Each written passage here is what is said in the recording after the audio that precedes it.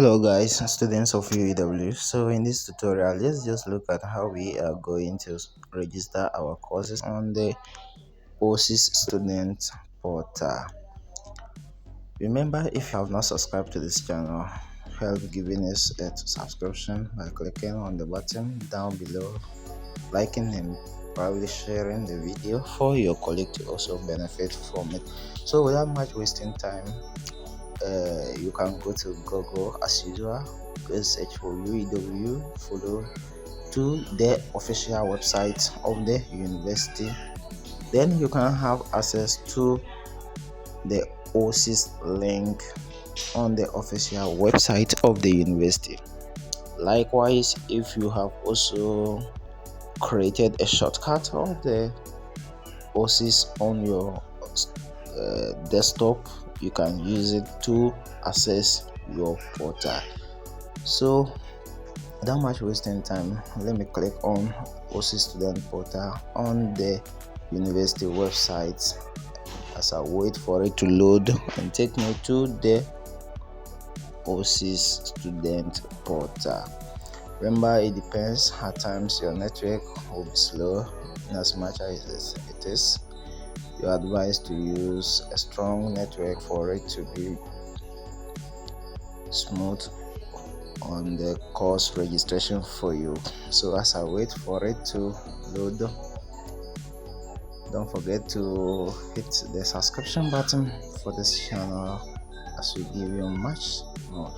Okay, now that it has opened, I'll go to the group A. Yeah, that's where most of the students will fall within level 200 to 400, and then regular and continuing postgraduate students, PhD and MPhil. This is where we are going to access our portal. So I'll click on it. It takes me back. That means there's something wrong. At times the system jumps. So I'll go to my home screen and use the Osis shortcut I created on my desktop. Okay, so I'll go and look for it. I'll look for the link. Okay, here is it. So I'll click on it. So now that I've clicked on it, it will take me straight to the Osis student portal as it's loading.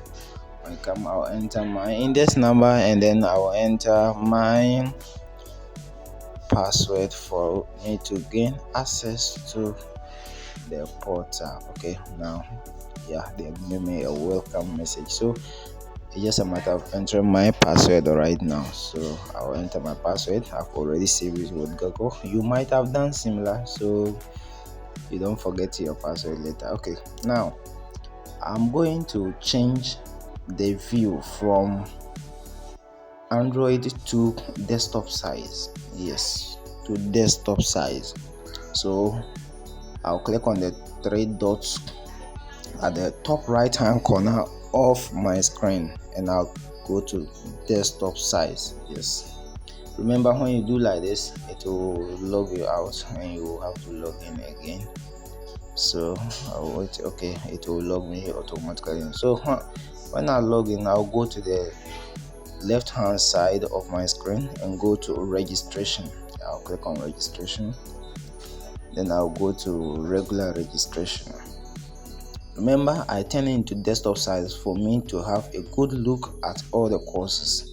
Yes, on the phone, you might jam some of the courses when registering, and that will cost you a lot. Okay, I've already selected my course, so let me deselect them. So the courses is on the left hand side are the courses that are not registered, and then the right hand side are the courses registered. So when you click on a left hand side course that belongs to you, it goes to the right hand side. Remember, when you click on the left hand side courses, that means you are doing it. It will go to the right hand side. So it's just a matter of you taking those courses that you think you are doing. Me, I'm doing all this. I'm doing ASIC. Yes, I'll take it. I'm doing translation. I'll take it. I'm doing literature. I'll take it. Pre-internship. Yeah, I'm doing it. I'll take it. Then I'll go to, yeah, I'm doing guidance too, and I'm doing measurements here. So the minimum credit hours should be 15, and as I'm doing 7 courses, I'm having a maximum of 21 credit hours. So now I can go to save and continue. Yeah, save and continue. I'll click on the save and continue, so it takes me to the next page.